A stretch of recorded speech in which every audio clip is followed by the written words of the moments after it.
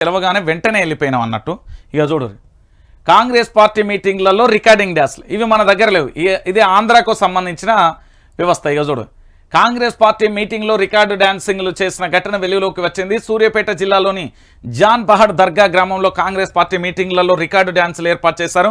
మహిళలు పురుషులు కలిసి అశ్లీల నృత్యాలు చేశారు అంటూ కూడా ఇగో ఈ సంఘటన.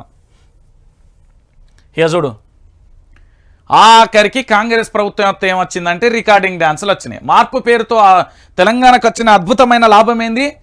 Recording dance. రికార్డింగ్ డ్యాన్స్ ఒంటి మీద సగం సగం ఏంది బట్టలుండి దాని తర్వాత అశ్లీల నృత్యాలు. ఇక వీళ్ళు చేసేదానికి ఆడ చిన్నపిల్లలు ఉంటారు, తల్లులు ఉంటారు, అన్నాజల్లలు ఉంటారు.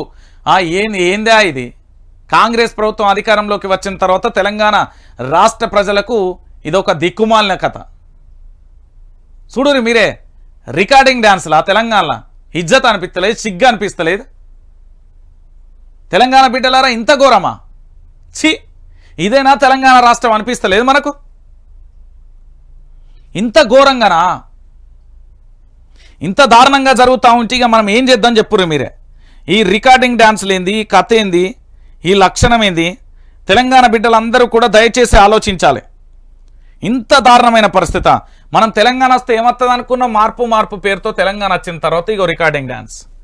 మీరే చూడాలి, రికార్డింగ్ డ్యాన్స్తోని తెలంగాణ మారు మోగుతుంది.